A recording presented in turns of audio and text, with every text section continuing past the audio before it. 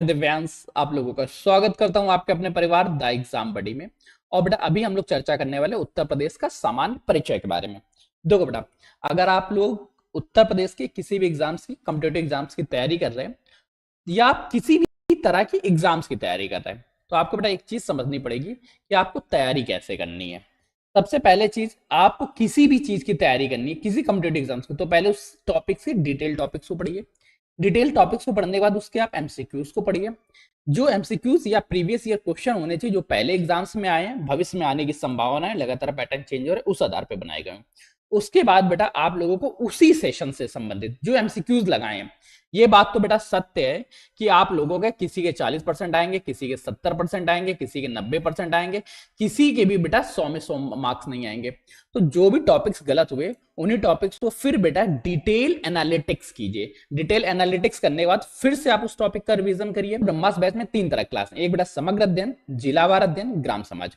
समग्र अध्ययन क्या है? जहां पे उत्तर प्रदेश के डिटेल टॉपिक्स को कवर करते हैं। यहां पे बेटा एक एक टॉपिक्स को डिटेल में एनालिटिक्स के पढ़ा जाएगा। एआई की भी मदद ली गई है और हमने भी कराया। फिर इसकी डिटेल क्लास होगी। डिटेल क्लास के बाद आप लोगों को इसके एमसीक्यूज मिलेंगे, आप लोग खुद एमसीक्यूज सॉल्व करेंगे। फिर बेटा एमसीक्यूज का बेटा एनालिटिक्स होगा। एनालिटिक्स के बाद आप दोबारा रिवीजन करेंगे। नोट्स तो मैं प्रोवाइड करूंगा। देखो बेटा यहाँ क्या क्या विस्तृत वीडियो क्लास, 15,000 से ज्यादा एमसीक्यूज, परीक्षा उन्मुख तैयारी होगी, क्लास नोट्स मिलेंगे, कहीं भी कहीं से पढ़ सकते हैं इस तरह के एक्सेस। जिलावार में क्या है? उत्तर प्रदेश के एक एक जिले का बेटा पोस्टमार्टम करते चलेंगे, हर जिले के बारे में समझ प्रावधान, ताकि जिले से संबंधित कोई भी क्वेश्चन पूछा जाए तो आपकी नजरों से बाहर न जाए। फिर बेटा ग्राम समाज के बारे में, उत्तर प्रदेश का ग्राम समाज कुछ एग्जाम्स में आता है तो उनके लिए इंपॉर्टेंट हो जाएगा।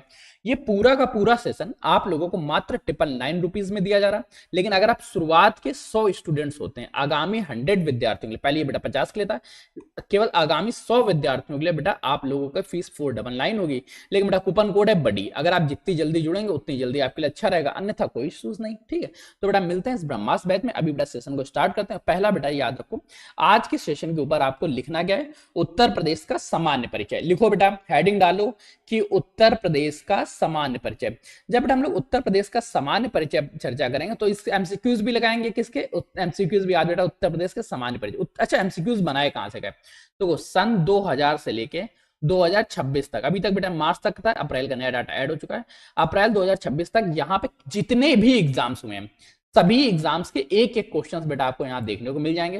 तो ये एमसीक्यूज और प्रीवियस ईयर क्वेश्चन दोनों एक जैसे होंगे और दोनों में कोई, और सबसे अच्छी चीज क्या की गई, इन सभी में 5 ऑप्शंस रखे गए हैं। 5 ऑप्शंस का मतलब क्या रहता है? जैसा यूपीट्रिपल लेटेस्ट में पूछ रहा है। अच्छा, समान परिचय के अंतर्गत क्या चर्चा होगी? समान परिचय के अंदर सबसे पहले चर्चा होगी उत्तर प्रदेश के नामकरण के बारे में। फिर चर्चा होगी उत्तर प्रदेश का राजधानी परिवर्तन किस तरह से होता है। फिर उत्तर प्रदेश की कुछ विधानसभा सीटों के बारे में, लोकसभा सीटों के बारे में चर्चा होगी, विधान परिषद की सीटों के बारे में चर्चा होगी, राज्यसभा की सीटों के बारे में चर्चा होगी। इसी साथ हमारी चर्चा थोड़ा सा आगे बढ़ेगी, राजधानी परिवर्तन प्रशासन किस तरह से चलता है, राजकीय प्रतीक चिन्ह कौन कौन से हैं, राजकीय प्रतीक चिन्ह कौन कौन से हैं, प्रशासन के मुख्य की पॉइंट्स क्या हैं। फिर उत्तर प्रदेश के विधान भवन, विधान सभा के बारे में चर्चा होगी। और ये सेशन आज इतना ही रहेगा। अब बेटा चर्चा करते हैं नामकरण के बारे में। जब कभी भी उत्तर प्रदेश के क्षेत्र के बारे में चर्चा करेंगे, पहले नामकरण देखें, क्षेत्रफल। चलो क्षेत्रफल देखते हैं, है क्या बेटा? उत्तर प्रदेश का जनसंख्या के आधार पर पहला स्थान है। उत्तर प्रदेश जनसंख्या के आधार पे भारत का सबसे बड़ा राज्य है, लेकिन क्षेत्रफल के आधार पे चौथा सबसे बड़ा राज्य है। पहले नंबर पे कौन सा आता है? राजस्थान। दूसरे नंबर पे क्या आता है? अपना प्यारा मध्य प्रदेश। तीसरे नंबर पे उससे प्यारा महाराष्ट्र। फोर्थ नंबर पे अपना सबसे प्यारा उत्तर प्रदेश। उत्तर प्रदेश के क्षेत्रफल की चर्चा करें तो इसका क्षेत्रफल 2,40,928 वर्ग किलोमीटर है। और बेटा कभी कभी डाटा वर्ग किलोमीटर में ना पूछ के मील में पूछ लेता, तो ध्यान रखना 93,023 वर्ग मील है। उत्तर प्रदेश का क्षेत्रफल कितना है? 2,40,928 वर्ग किलोमीटर। मील में पूछे 93,023 वर्ग मील। अच्छा, उत्तर प्रदेश का एक बार मैप भी बना लेते हैं। जब कभी ऐसी सिचुएशन आए तो मैप बना के मैप के आधार पर जरूर पढ़ाई करना, क्योंकि मैप सबसे ज्यादा इंपॉर्टेंट होता है। जैसे ही आप मैप बना लेंगे, अगर जब मैप बनाओगे तो आपको ध्यान देना, यहां पे बेटा शामली है, इधर बेटा बलिया है। शामली से लेके बलिया तक जब जाओगे तो ये दूरी क्या रहेगी? पूर्व से लेके पश्चिम तक। पूर्व से लेके पश्चिम तक। तो उत्तर प्रदेश की, इसको बेटा हम लोग लंबाई बोलते हैं। उत्तर प्रदेश की लंबाई पूछ ले, या ये पूछ ले कि उत्तर प्रदेश के पूर्व से लेके पश्चिम तक की दूरी कितनी है, तो ये दूरी है बेटा 650 किलोमीटर। कितनी है बेटा? 650 किलोमीटर। इसी तरह से उत्तर प्रदेश की उत्तर से लेकर दक्षिण तक दूरी पूछी जाएगी, तो उत्तर प्रदेश की दक्षिण तक की दूरी को हम लोग उत्तर प्रदेश की चौड़ाई भी बोलते हैं, और ये चौड़ाई बेटा उत्तर प्रदेश की 240 किलोमीटर। दोनों पॉइंट्स ध्यान रखना। उत्तर प्रदेश की पूर्व से पश्चिम तक कितनी है? 650 किलोमीटर। उत्तर से दक्षिण तक कितनी है बेटा? 240 किलोमीटर। पूर्व से पश्चिम 650, उत्तर से दक्षिण कितनी है? 240 किलोमीटर। और पूर्व उत्तर से दक्षिण कितनी? 240 किलोमीटर। पूर्व से पश्चिम कितनी है? 650 किलोमीटर। ये ध्यान रखना।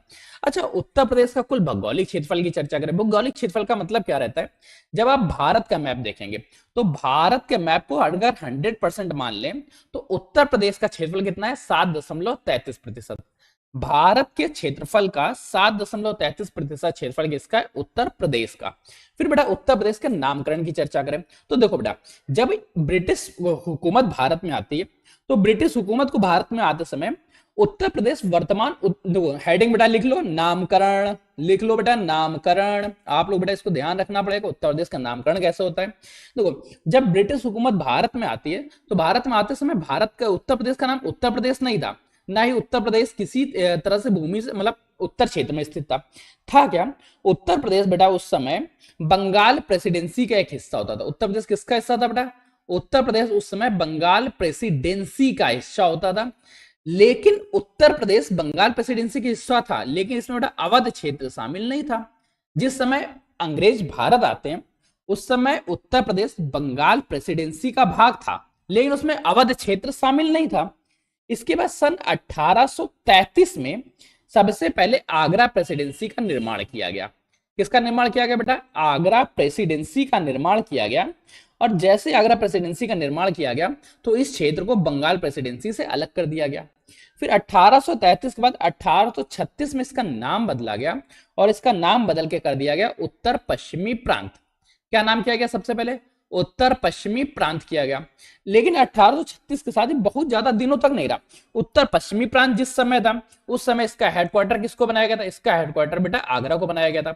आगरा हेडक्वार्टर, या आप ये भी मान सकते हैं कि उत्तर पश्चिमी प्रांत की राजधानी क्या थी? उत्तर पश्चिमी प्रांत की राजधानी आगरा रखी गई। 1836 के बाद बेटा इसमें दो राज्यों को मिला दिया गया, आगरा और अवध को। कब? 1877 ईस्वी में ही इसमें आगरा और अवध को मिला दिया गया, और आगरा और अवध को मिलाने के बाद इसका नाम रखा गया उत्तर पश्चिमी प्रांत। क्या नाम रहा बेटा? उत्तर पश्चिमी प्रांत, आगरा और अवध। आगरा और अवध, इसका नया नाम ये पड़ गया उत्तर पश्चिमी प्रांत, आगरा और अवध। कब? 1877 में। फिर 1902 में बेटा इसका नाम परिवर्तित किया गया और नाम रखा गया आगरा और अवध का संयुक्त प्रांत। क्या बेटा? आगरा व अवध का संयुक्त प्रांत। तो बेटा ये आपको हायरार्की याद रखनी है कि नाम किस तरह से परिवर्तित हो रहा। फिर 1909 के बाद, 1902 के बाद 1937 में इसका नाम फिर से बदला जाता है और 1937 में इसका नाम नया बदल के पड़ता है संयुक्त प्रांत। और फिर अंतिम बार एक बार चेंजेस होता है, जो बेटा अभी हम लोगों को दिख रहा है। 24 जनवरी सन 1950 को परिवर्तन होता है और उत्तर प्रदेश का नाम पड़ता है उत्तर प्रदेश। बेटा पूरी की फैक्टर्स याद रखना है। कैसे कैसे याद रखना है? सबसे पहले सन 1833 में इसका क्या नाम रखा गया? सन 1837 में इसका नाम रखा गया आगरा प्रेसिडेंसी। आगरा प्रेसिडेंसी के बाद 1836 की चर्चा करें। 1836 में इसका नाम बेटा बदला गया, इसका नाम रखा गया उत्तर पश्चिमी प्रांत। क्यों? क्योंकि ये उत्तर पश्चिमी क्षेत्र में स्थित था। फिर बेटा इसका नाम 1877 में परिवर्तित किया गया और 1877 में इसका नाम परिवर्तित करके कर दिया गया उत्तर पश्चिमी आगरा अवध का क्षेत्र। क्यों? क्योंकि इसमें आगरा और अवध का क्षेत्र शामिल किया गया था। 1902 में इसका नाम रखा गया आगरा व अवध का संयुक्त प्रांत और 1937 में इसका नाम रखा गया संयुक्त प्रांत। 24 जनवरी 1950 को इसका नाम, वर्तमान नाम मिलता है उत्तर प्रदेश। उत्तर प्रदेश कब मिलता है बेटा? उत्तर प्रदेश इसको नाम मिलता है सन 1937 में, सॉरी 1937 में संयुक्त प्रांत और 1950 में उत्तर प्रदेश। अब बेटा ध्यान रखो, पहला नाम कब मिला? 1836 में उत्तर पश्चिमी प्रांत। उत्तर पश्चिमी प्रांत कब मिला? 1836 में। फिर इसके नाम में परिवर्तन क्या हुआ? 1877 में इसका नाम क्या पड़ा? इसका नाम पड़ता है बेटा उत्तर पश्चिमी प्रांत। फिर 1902 में क्या पड़ा? 1902 में आगरा और अवध का संयुक्त प्रांत। क्यों? क्योंकि बेटा इसमें आगरा और अवध का संयुक्त प्रांत का उच्चारण आसान हो गया था। फिर उसको और छोटा गया 1937 में संयुक्त प्रांत और 24 जनवरी 1950 को उत्तर प्रदेश का नाम उत्तर प्रदेश मिला। अब बेटा उत्तर प्रदेश नाम तो पड़ गया, लेकिन बेटा इसी बात से प्रत्येक 24 जनवरी को क्या मनाया जाता है? प्रत्येक 24 जनवरी को उत्तर प्रदेश स्थापना दिवस मनाया जाने लगा। क्या मनाया जाने लगा? उत्तर प्रदेश स्थापना दिवस। और इस स्थापना दिवस की शुरुआत कब होती है? इसकी शुरुआत होती है बेटा सन 2018 से। ये भी पॉइंट्स याद रखना, सन 2018 से प्रत्येक 24 जनवरी को उत्तर प्रदेश स्थापना दिवस मनाया जाता है। अब बेटा 24 जनवरी फिक्स हो गई। 24 जनवरी के बाद बेटा इसमें छोटा सा एक अपडेट और किया जाता है, और प्यारा सा अपडेट इस तरह से था कि 9 नवंबर सन 2000, कब बेटा? 9 नवंबर सन 2000 को उत्तर प्रदेश का विभाजन किया गया। कैसे? उत्तर प्रदेश के 13 पहाड़ी जिलों को काटा गया। कितना बेटा? 13 पहाड़ी जिलों को काटकर नया क्षेत्र बनाया गया, और इस क्षेत्र का नाम रखा गया उत्तरांचल। क्या नाम रखा गया? उत्तरांचल। और इस उत्तरांचल में सन 2007 में इसको रीनेम किया गया, और रीनेम करके वर्तमान समय का उत्तराखंड प्राप्त होता है। ठीक, उत्तराखंड किसका पार्ट है? उत्तराखंड उत्तर प्रदेश का ही पार्ट है। कब अलग किया गया था? 9 नवंबर सन 2000 को अलग किया गया था। कैसे? उत्तर प्रदेश के 13 पहाड़ी जिलों को काट के और नाम बनाया गया उत्तरांचल। उत्तरांचल के बाद इसको एक बार रीनेम किया गया, और रीनेम करने के बाद 2007 में इसका नाम पड़ता है उत्तराखंड। ठीक, अब बेटा उत्तर प्रदेश की राजधानियों का सफर तय करें कि उत्तर प्रदेश में राजधानी किस तरह से परिवर्तित रही। तो 1836 की चर्चा करें तो 1836 में हेडक्वार्टर किसे बनाया गया था? आगरा को बनाया गया था। फिर 1858 में इसकी राजधानी परिवर्तित की गई प्रयागराज में, जिसको उस समय बेटा हम लोग इलाहाबाद के नाम से जानते थे। तैयारी कैसे करनी है? सबसे पहले चीज, आपको किसी भी चीज की तैयारी करनी है, किसी कॉम्पिटेटिव एग्जाम्स की, तो पहले उस टॉपिक से डिटेल टॉपिक्स को पढ़िए। डिटेल टॉपिक्स को पढ़ने के बाद उसके आप एमसीक्यूज को पढ़िए। जो एमसीक्यूज या प्रीवियस ईयर क्वेश्चन होने चाहिए, जो पहले एग्जाम्स में आए हैं, भविष्य में आने की संभावना है, लगातार पैटर्न चेंज हो रहा है, उस आधार पर बनाए गए। उसके बाद बेटा आप लोगों को उसी सेशन से संबंधित जो एमसीक्यूज लगाए हैं, ये बात तो बेटा सत्य है कि आप लोगों के किसी के 40% आएंगे, किसी के 70% आएंगे, किसी के 90% आएंगे, किसी के भी बेटा 100 में 100 मार्क्स नहीं आएंगे। तो जो भी टॉपिक्स गलत हुए, उन्हीं टॉपिक्स को फिर बेटा डिटेल एनालिटिक्स कीजिए। डिटेल एनालिटिक्स करने के बाद फिर से आप उस टॉपिक का रिवीजन करिए। अगर ऐसा आपने सिर्फ 2 बार कर लिया तो वो टॉपिक्स आपको इतने अच्छे से मेमोराइज हो जाएगा कि उस टॉपिक का कोई सिंगल क्वेश्चन आपकी नजरों से बाहर नहीं जा रहा होगा। आपकी तैयारी बड़ी अच्छी से हो जाएगी। तो अगर आपको इस तरह से तैयारी करनी है तो आप बेटा जुड़ सकते हैं ब्रह्मास्त्र बैच से। इसी तरह से बेटा चाहे यूपी जीके जीएस हो, हिंदी हो, कंप्यूटर, सभी के ब्रह्मास्त्र बैच जारी हो चुके। उनमें से आज हम लोग यूपी जीके ब्रह्मास्त्र बैच की चर्चा करेंगे, क्योंकि हमारी यूपी की क्लास है। उत्तर प्रदेश ब्रह्मास्त्र बैच में 3 तरह की क्लास है। एक बेटा समग्र अध्ययन, जिलावार अध्ययन, ग्राम समाज। समग्र अध्ययन क्या है? जहां पे उत्तर प्रदेश के डिटेल टॉपिक्स को कवर करते हैं। यहां पे बेटा एक एक टॉपिक्स को डिटेल में एनालिटिक्स के पढ़ा जाएगा। एआई की भी मदद ली गई है और हमने भी कराया। फिर इसकी डिटेल क्लास होगी। डिटेल क्लास के बाद आप लोगों को इसके एमसीक्यूज मिलेंगे, आप लोग खुद एमसीक्यूज सॉल्व करेंगे। फिर बेटा एमसीक्यूज का बेटा एनालिटिक्स होगा। एनालिटिक्स के बाद आप दोबारा रिवीजन करेंगे। नोट्स तो मैं प्रोवाइड करूंगा। देखो बेटा यहाँ क्या क्या विस्तृत वीडियो क्लास, 15,000 से ज्यादा एमसीक्यूज, परीक्षा उन्मुख तैयारी होगी, क्लास नोट्स मिलेंगे, कहीं भी कहीं से पढ़ सकते हैं इस तरह के एक्सेस। जिलावार में क्या है? उत्तर प्रदेश के एक एक जिले का बेटा पोस्टमार्टम करते चलेंगे, हर जिले के बारे में प्रावधान, ताकि जिले से संबंधित कोई भी क्वेश्चन पूछा जाए तो आपकी नजरों से बाहर न जाए। फिर बेटा ग्राम समाज के बारे में, उत्तर प्रदेश का ग्राम समाज कुछ एग्जाम्स में आता है तो उनके लिए इंपॉर्टेंट हो जाएगा। ये पूरा का पूरा सेशन आप लोगों को मात्र 999 रुपीज में दिया जा रहा है। लेकिन अगर आप शुरुआत के 100 स्टूडेंट्स होते हैं, आगामी 100 विद्यार्थियों के लिए, पहले ये बेटा 50 के लिए था, केवल आगामी 100 विद्यार्थियों के लिए बेटा आप लोगों का फीस 499 होगी। लेकिन बेटा कूपन कोड है बड़ी, अगर आप जितनी जल्दी जुड़ेंगे उतनी जल्दी आपके लिए अच्छा रहेगा, अन्यथा कोई इश्यूज नहीं। ठीक है, तो बेटा मिलते हैं इस ब्रह्मास्त्र बैच में। अभी बेटा सेशन को स्टार्ट करते हैं। पहला बेटा याद रखो, आज के सेशन के ऊपर आपको लिखना क्या है? उत्तर प्रदेश का सामान्य परिचय। लिखो बेटा, हेडिंग डालो कि उत्तर प्रदेश का सामान्य परिचय। जब बेटा हम लोग उत्तर प्रदेश का सामान्य परिचय चर्चा करेंगे तो इस एमसीक्यूज भी लगाएंगे। किसके एमसीक्यूज भी? आज बेटा उत्तर प्रदेश के सामान्य परिचय। अच्छा, एमसीक्यूज बनाए कहां से गए? तो सन 2000 से लेके 2026 तक, अभी तक बेटा मार्च तक था, अप्रैल का नया डाटा ऐड हो चुका है। अप्रैल 2026 तक यहाँ पे जितने भी एग्जाम्स हुए हैं, सभी एग्जाम्स के एक एक क्वेश्चंस बेटा आपको यहाँ देखने को मिल जाएंगे।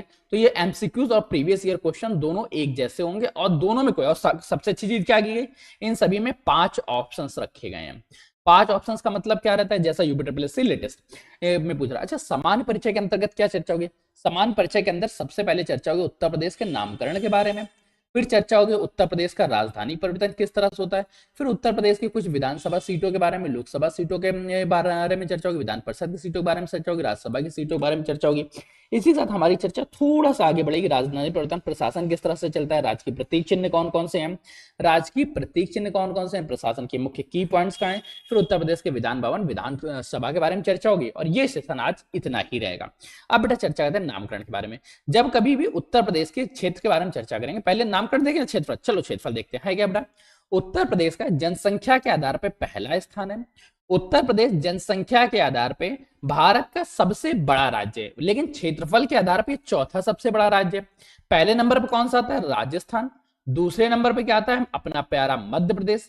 तीसरे नंबर पे उससे प्यारा महाराष्ट्र। फोर्थ नंबर पे अपना सबसे प्यारा उत्तर प्रदेश। उत्तर प्रदेश के क्षेत्रफल की चर्चा करें तो इसका क्षेत्रफल 2,40,928 वर्ग किलोमीटर है।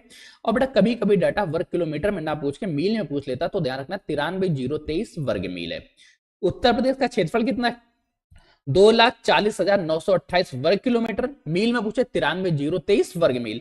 अच्छा उत्तर प्रदेश का एक बार मैप भी बना लेते हैं, जब कभी ऐसी सिचुएशन आए तो मैप बना के मैप के आधार पर जरूर पढ़ाई करना, क्योंकि मैप सबसे ज्यादा इंपॉर्टेंट होता है। जैसे ही आप मैप बना लेंगे, अगर जब मैप बनाओगे तो आपको ध्यान देना, यहाँ पे बेटा शामली है, इधर बेटा बलिया है। शामली से लेके बलिया तक जब जाओगे तो ये दूरी क्या रहेगी, पूर्व से लेके पश्चिम तक।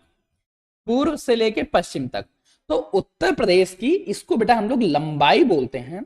उत्तर प्रदेश की लंबाई पूछ ले, या ये पूछ ले कि उत्तर प्रदेश के पूर्व से लेके पश्चिम तक की दूरी कितनी है, तो ये दूरी है बेटा 650 किलोमीटर।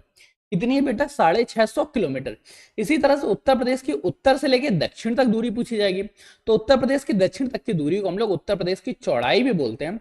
और ये चौड़ाई बेटा उत्तर प्रदेश की 240 किलोमीटर। दोनों पॉइंट्स ध्यान रखना। उत्तर प्रदेश के पूर्व से पश्चिम तक कितनी है, 650 किलोमीटर। उत्तर से दक्षिण तक कितनी है बेटा, 240 किलोमीटर। पूर्व से पश्चिम 650, उत्तर से दक्षिण कितनी है, 240 किलोमीटर। और उत्तर से दक्षिण कितनी, 240 किलोमीटर। पूर्व से पश्चिम कितनी है, 650 किलोमीटर। ये ध्यान रखना। अच्छा उत्तर प्रदेश का कुल भौगोलिक क्षेत्रफल की चर्चा करें। भौगोलिक क्षेत्रफल का मतलब क्या रहता है, जब आप भारत का मैप देखेंगे तो भारत के मैप को अगर 100% मान लें तो उत्तर प्रदेश का क्षेत्रफल कितना है, 7.33%। भारत के क्षेत्रफल का 7.33% क्षेत्रफल किसका है, उत्तर प्रदेश का। फिर बेटा उत्तर प्रदेश के नामकरण की चर्चा करें तो देखो बेटा, जब ब्रिटिश हुकूमत भारत में आती है तो ब्रिटिश हुकूमत को भारत में आते समय उत्तर प्रदेश वर्तमान, हेडिंग बेटा लिख लो नामकरण, लिख लो बेटा नामकरण। आप लोग बेटा इसको ध्यान रखना पड़ेगा, उत्तर प्रदेश का नामकरण कैसे होता है। देखो जब ब्रिटिश हुकूमत भारत में आती है तो भारत में आते समय भारत का, उत्तर प्रदेश का नाम उत्तर प्रदेश नहीं था, ना ही उत्तर प्रदेश किसी तरह से भूमि से, मतलब उत्तर क्षेत्र में स्थित था क्या, उत्तर प्रदेश बेटा उस समय बंगाल प्रेसिडेंसी का एक हिस्सा होता था। उत्तर प्रदेश किसका हिस्सा था बेटा, उत्तर प्रदेश उस समय बंगाल प्रेसिडेंसी का हिस्सा होता था। लेकिन उत्तर प्रदेश बंगाल प्रेसिडेंसी का हिस्सा था, लेकिन इसमें बेटा अवध क्षेत्र शामिल नहीं था। जिस समय अंग्रेज भारत आते हैं उस समय उत्तर प्रदेश बंगाल प्रेसिडेंसी का भाग था, लेकिन उसमें अवध क्षेत्र शामिल नहीं था। इसके बाद सन 1833 में सबसे पहले आगरा प्रेसिडेंसी का निर्माण किया गया।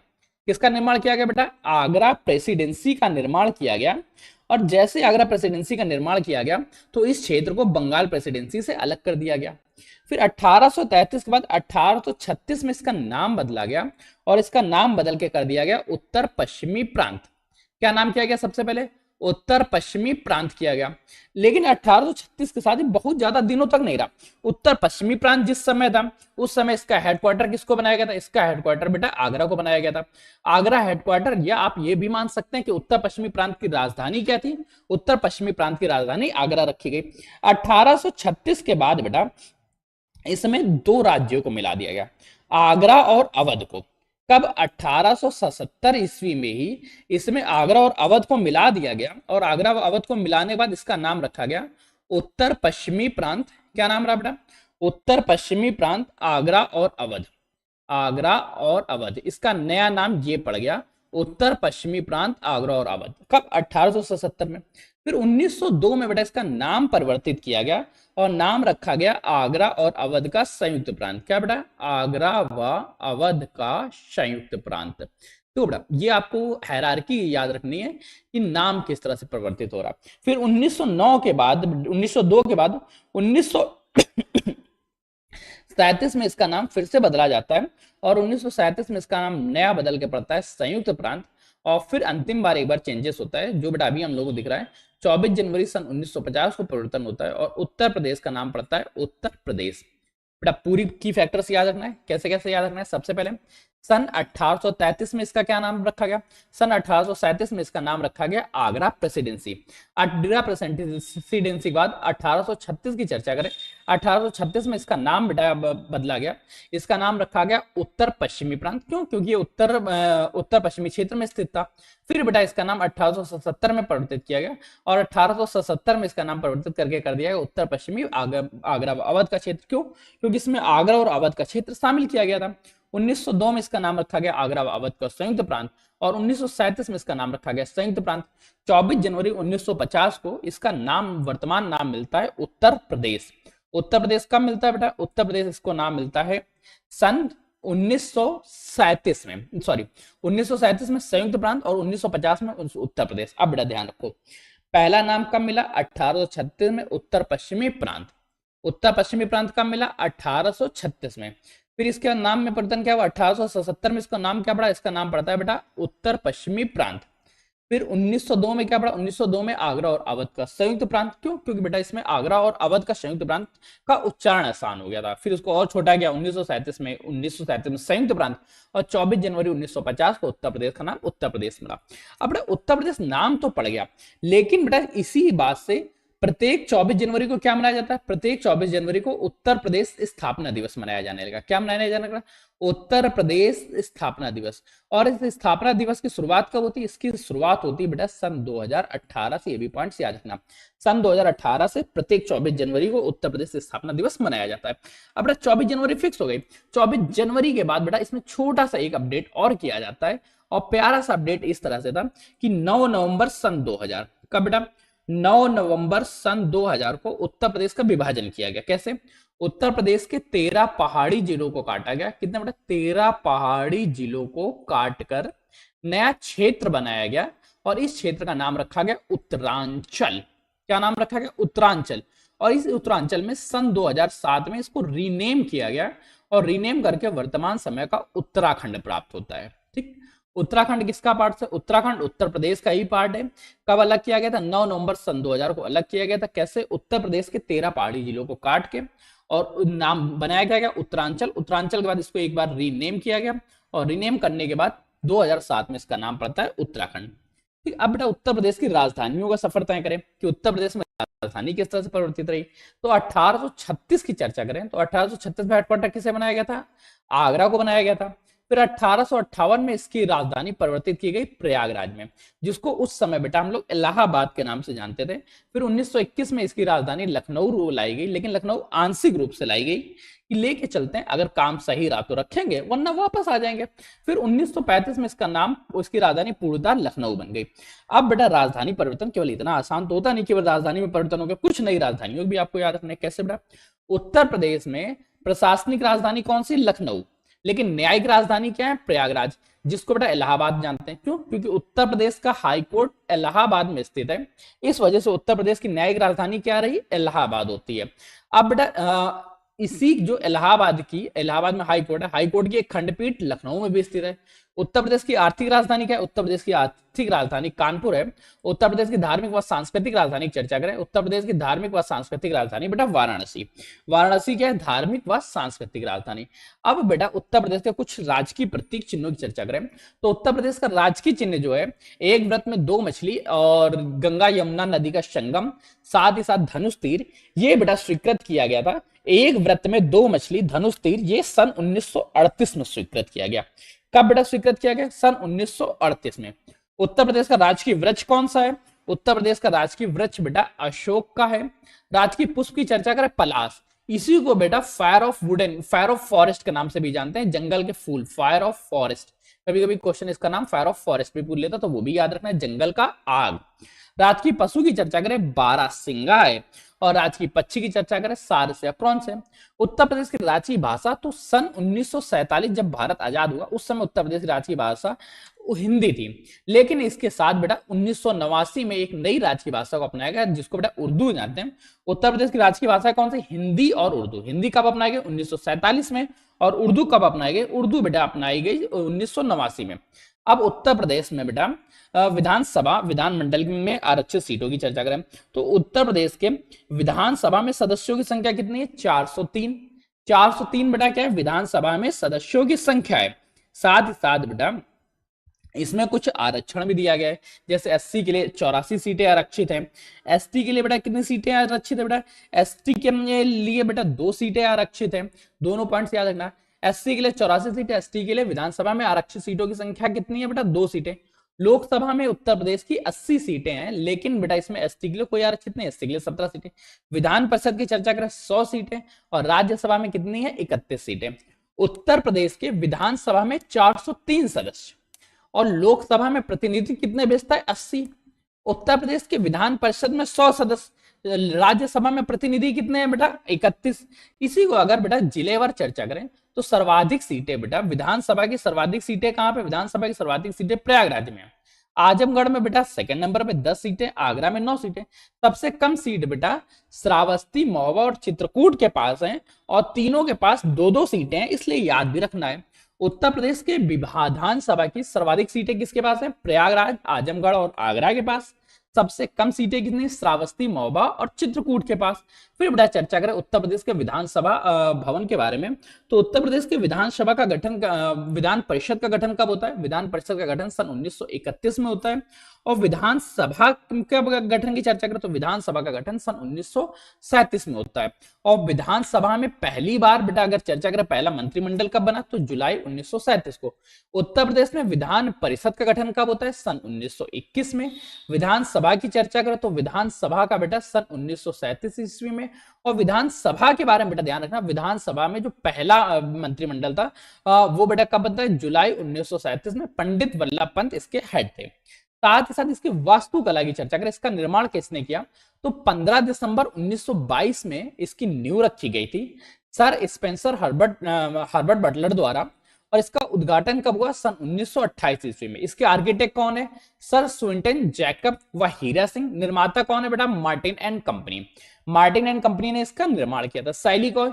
यूरोपीय व अवधि का मिश्रण है। मिर्जापुर के भूरे लाल पत्थर का इसमें प्रयोग किया गया है। अब इसमें प्रयोग किसका किया गया बेटा? ये पॉइंट्स याद रखना है, भूलना नहीं है। क्या क्या चीजें? अब बेटा आपसे क्वेश्चन पूछा जाएगा, विधानसभा के लिए पहली बार लेजिस्लेटिव असेंबली में दिए गए दिसंबर 1936 के चुनाव कराए गए थे, जिसके आधार पर 1937 में इसकी बैठक होती है। अब बेटा राज्य की चर्चा करें तो उत्तर प्रदेश में राज्य का अगर संरचनात्मक पदानुक्रम देखें तो सबसे पहले तो राज्य को बेटा 18 मंडलों में बांटा गया। इन 18 मंडल को 75 जिलों में बांटा गया और 351 तहसीलों में बांटा गया। 75 जिले में 17 नगर निगम, 200 नगर परिषद और नगर पंचायत की चर्चा करें 545। तहसीलों के साथ ग्राम पंचायत में 57,702 ग्राम पंचायत है। विकास खंड 821 है। साथ ही साथ महिला आरक्षण की चर्चा करें तो 33% महिलाओं का इसमें आरक्षण भी है। महिलाओं का आरक्षण बेटा कितना है? महिलाओं का आरक्षण बेटा केवल और केवल उत्तर प्रदेश में 33% है। विकास खंड कितने? 826। क्षेत्र पंचायत की चर्चा कर लेते हैं कभी कभी। उत्तर प्रदेश में क्षेत्र पंचायत कितनी है? उत्तर प्रदेश में क्षेत्र पंचायतों की संख्या 826 है। नगर पंचायत कितनी है? 545 है। अब बेटा साथ ही साथ कुल राजस्व ग्राम भी आपसे पूछे जाएंगे, दिए गए नहीं, चलो कोई दिक्कत नहीं, यहां पर हम लोग चर्चा कर लेते हैं। आपसे क्वेश्चन पूछा जाएगा उत्तर प्रदेश में क्षेत्र पंचायत कितनी है, तो ध्यान रखना बेटा उत्तर प्रदेश में क्षेत्र पंचायतों की संख्या 826 है। अगर उत्तर प्रदेश की नगर पंचायत की चर्चा करें तो उत्तर प्रदेश में नगर पंचायतों की संख्या कितनी है? नगर पंचायतों की संख्या 545 है। उत्तर प्रदेश में कुल राजस्व ग्राम कितने हैं? उत्तर प्रदेश के कुल राजस्व ग्राम की संख्या पूछी जाएगी तो उत्तर प्रदेश में कुल 10,000 1,06,000 दो 10,68,44 इस तरह से मुझे याद है, इस तरह से याद रखना है। 10,67,74 इतने कुल राजस्व ग्राम। इसको बेटा कॉमा लगाओ किस तरह से? 1,06,774 राजस्व ग्राम है। उत्तर प्रदेश में पंचायतों में या उत्तर प्रदेश के पंचायतों में महिलाओं का आरक्षण कितना? महिलाओं का आरक्षण 1/3 या 33% आरक्षण प्राप्त है। अब बेटा कुछ क्षेत्र बेटा एनसीआर के लिए डिनोट, उत्तर प्रदेश के आर्थिक संभाग कितने हैं और उत्तर प्रदेश के एनसीआर। सबसे पहले चर्चा करते हैं एनसीआर को उठा लेते हैं। एनसीआर क्या होता है और किस तरह से याद रखना चाहिए? तो एनसीआर का मतलब क्या है? एनसीआर का मतलब होता है नेशनल कैपिटल रीजन्स। लिखो बेटा सबसे पहले नेशनल कैपिटल रीजन्स। अब बेटा नेशनल कैपिटल रीजन की आवश्यकता क्या पड़ती है? देखो है क्या कि लगातार दिल्ली में लोग निवास करते रहते हैं, तो दिल्ली की जनसंख्या तो लिमिटेड है, जिस वजह से दिल्ली में बड़ी भसड़ हो जाती है, इतनी हो जाती है कि दिल्ली के पास लोग ज्यादा है, क्षेत्र कम है। अब दिल्ली इस चीज से वाकिफ है, तो वो अपने आसपास के क्षेत्रों को अपने अंदर शामिल करती रहती। इसी शामिल करने के क्रम में उत्तर प्रदेश के 8 जिले शामिल है। उत्तर प्रदेश के कितने जिले शामिल है? 8 जिले शामिल है, और 3 जिले प्रस्तावित हैं। 3 जिले का बेटा प्रस्ताव भी है। अगर कल के दिन कुछ हुआ, उत्तर दिल्ली में जनसंख्या और वृद्धि हुई, तो ये 3 जिले और शामिल कर लिए जाएंगे। 8 जिले शामिल है, 3 प्रस्तावित है। प्रस्तावित कौन कौन से याद रखना? अलीगढ़, हाथरस, बिजनौर। कौन सा बेटा? अलीगढ़, हाथरस और बिजनौर, ये एनसीआर में शामिल होने के लिए प्रस्तावित है। 8 जिले शामिल कौन कौन से हैं? 8 जिलों बेटा याद रखो, हापुड़ हमारा शामिल है, बागपत शामिल है। कौन सा बेटा? हापुड़, बागपत, मुजफ्फरनगर, ये लिखो बेटा, हापुड़, बागपत, मुजफ्फरनगर के साथ शामली। शामली बेटा हाल ही में शामिल होता है, इसलिए याद रखना। मेरठ, गाजियाबाद, मेरठ, गाजियाबाद, दिल्ली, मेरठ, गाजियाबाद, गौतम बुद्ध नगर, गौतम बुद्ध नगर, गौतम बुद्ध नगर के साथ बेटा बुलंदशहर, ये क्षेत्र बेटा पहले से शामिल है। 8 शामिल कौन कौन से? हापुड़, बागपत, मुजफ्फरनगर, शामली, मेरठ, गाजियाबाद, गौतम बुद्ध नगर, बुलंदशहर। 3 जिले बेटा प्रस्ताव दिया गया, अलीगढ़, हाथरस और बिजनौर का इसमें प्रस्ताव दिया गया। आर्थिक संभागों की चर्चा करें तो उत्तर प्रदेश के कुल 75 जिले हैं। इन 75 जिलों को 4 आर्थिक संभागों में बांटा गया। कौन कौन से? पश्चिमी आर्थिक संभाग, पूर्वी आर्थिक संभाग, केंद्रीय आर्थिक संभाग, बुंदेलखंडी आर्थिक संभाग। जिसमें से सबसे बड़ा क्षेत्रफल है वो पश्चिमी आर्थिक संभाग का, इसके अंतर्गत 30 जिले शामिल है। सबसे बड़ा क्षेत्रफल किसका है? पश्चिमी आर्थिक संभाग का, जिसमें 30 जिले शामिल है। पूर्वी आर्थिक संभाग में 28 जिले शामिल है। केंद्रीय संभाग की चर्चा करें, केंद्रीय आर्थिक संभाग में 10 जिले शामिल है। बुंदेलखंडी आर्थिक संभाग में 7 जिले शामिल है। पश्चिमी आर्थिक संभाग में 30 जिले शामिल हैं। सबसे बड़ा आर्थिक संभाग कौन सा हुआ? सबसे बड़ा आर्थिक संभाग पश्चिमी आर्थिक संभाग, दूसरे नंबर पे पूर्वी आर्थिक संभाग, तीसरे नंबर पे केंद्रीय आर्थिक संभाग, चौथे नंबर पे बेटा बुंदेलखंडी आर्थिक संभाग। बुंदेलखंड में कितने जिले शामिल? 7, केंद्र में 5, पश्चिम में 30, पूर्व में बेटा कितने? 28 जिले शामिल हैं। एनसीआर में कितने शामिल है? एनसीआर में मेरठ, गाजियाबाद, गौतम बुद्ध नगर, बुलंदशहर, मुजफ्फरनगर, शामली। शामली बेटा हाल ही में शामिल हो। प्रस्तावित 3 जिले हैं, मथुरा, अलीगढ़, हाथरस, बिजनौर। मथुरा, अलीगढ़, हाथरस, बिजनौर। ठीक है। एनसीआर में शामिल जिलों की संख्या कितनी? एनसीआर में 4 जिले शामिल किए गए। एनसीआर में शामिल जिले कितने हैं? 4, मथुरा, अलीगढ़, हाथरस, बिजनौर। ठीक, फिर बेटा चर्चा करते हैं इसके बाद उत्तर प्रदेश में प्रथम मुख्यमंत्री कौन थे। उत्तर प्रदेश के पहले मुख्यमंत्री कौन थे? उत्तर प्रदेश के पहले मुख्यमंत्री गोविंद बल्लभ पंत। पहली महिला मुख्यमंत्री कौन थी? सुचिता कृपलानी। साथ ही साथ याद रखना, ये देश की पहली मुख्यमंत्री भी बनी 1963 से लेके 1967 तक। देश की पहली महिला राज्यपाल कौन? सरोजनी नायडू। जो उत्तर प्रदेश की पहली महिला राज्यपाल सरोजनी नायडू, जो देश की भी पहली महिला राज्यपाल बनती है, सब 1947 से लेकर 49 तक। कुछ ऐसे भी उत्तर प्रदेश के मुख्यमंत्री थे जो प्रधानमंत्री भी बने, जैसे चौधरी चरण सिंह, विश्वनाथ प्रताप सिंह। सर्वाधिक बार उत्तर प्रदेश की मुख्यमंत्री कौन बनी? मायावती, सुश्री मायावती, जो 4 बार बनी। सर्वाधिक बार विधानसभा अध्यक्ष कौन बने? आत्माराम गोविंद खेर व केशवानंद त्रिपाठी। दोनों बेटा कितनी बार बने? 3-3 बार। अभी तक उत्तर प्रदेश में कुल 10 बार राष्ट्रपति शासन लागू हुआ है। पहली बार फरवरी 1968 से लेकर 1969 तक चला, लगभग 1 वर्षों का। लास्ट बार बेटा 2002 में 8 मार्च से लेकर 3 मई 2002 तक चला। वर्तमान समय में योगी आदित्यनाथ उत्तर प्रदेश के मुख्यमंत्री, जिनका दूसरा कार्यकाल चल रहा है। आनंदीबेन पटेल जो है ये राज्यपाल हैं। विधानसभा अध्यक्ष सतीश महाना जी हैं। लोकायुक्त कौन है? न्यायमूर्ति संजय सिंह है। और बेटा साथ ही साथ उत्तर प्रदेश का प्राचीन इतिहास, ये बेटा सेशन हम लोग कल के दिन पढ़ेंगे क्विक रिविजन के तौर पे। ठीक है, आज के सेशन को यही, इसका जो बेटा पीडीएफ और स्टडी नोट्स है आप लोग बेटा लिख दीजिए। मैं आप लोगों को एक छोटी सी इमेज दिखा देता हूँ, उसके बाद बेटा आप लोग इसमें स्विच करिएगा। जस्ट एक give me 1 second, give me some shine, give me some rain, I want you be keep it once again. Okay okay, just give me some shine, give me some rain. अच्छा बेटा आप लोग तब तक comments करके बताओ कि आप लोग इसमें क्या क्या नए इंप्रूवमेंट चाहते हैं, क्योंकि मैं तो ये चाहता हूँ कि आप लोगों का सिलेक्शन हो जाए। तो आप लोगों के सिलेक्शन के लिए तो मैं तो प्रतिबद्ध हूँ। देखो बेटा क्या करना है, सबसे पहले ध्यान रखो, आप लोगों को पेड कोर्सेज में जाना है। यहाँ पे अगर आप लोगों ने यूपी अभ्यास बैच से नहीं एनरोल किया तो बेटा यूपी ब्रह्मास्त्र बैच से एनरोल किया तो एनरोल कर लीजिएगा।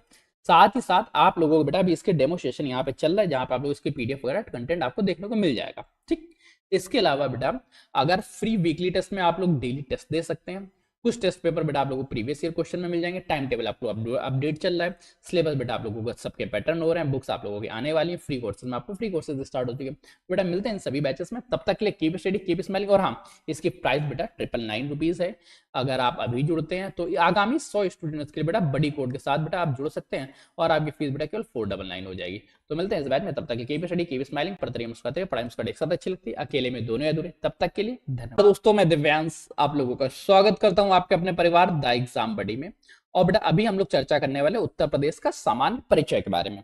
देखो बेटा, अगर आप लोग उत्तर प्रदेश के किसी भी एग्जाम्स की कॉम्पिटेटिव एग्जाम्स की तैयारी कर रहे हैं या आप किसी भी तरह की एग्जाम्स की तैयारी कर रहे हैं, तो आपको बेटा एक चीज समझनी पड़ेगी कि आपको तैयारी कैसे करनी है। सबसे पहले चीज, आपको किसी भी चीज की तैयारी करनी है, किसी कॉम्पिटेटिव एग्जाम्स की, तो पहले उस टॉपिक से डिटेल टॉपिक्स को पढ़िए। डिटेल टॉपिक्स को पढ़ने के बाद उसके आप एमसीक्यूज को पढ़िए। जो एमसीक्यूज या प्रीवियस ईयर क्वेश्चन होने चाहिए, जो पहले एग्जाम्स में आए हैं, भविष्य में आने की संभावना है, लगातार पैटर्न चेंज हो रहे हैं, उस आधार पर बनाए गए हैं। उसके बाद बेटा आप लोगों को उसी सेशन से संबंधित जो एमसीक्यूज लगाए हैं, ये बात तो बेटा सत्य है कि आप लोगों के किसी के 40% आएंगे, किसी के 70% आएंगे, किसी के 90% आएंगे, किसी के भी बेटा 100 में 100 मार्क्स नहीं आएंगे।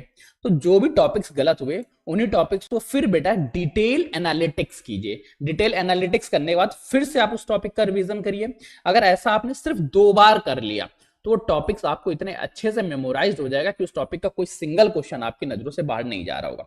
आपकी तैयारी बड़ी अच्छी से हो जाएगी। तो अगर आपको इस तरह से तैयारी करनी है तो आप बेटा जुड़ सकते हैं ब्रह्मास्त्र बैच से।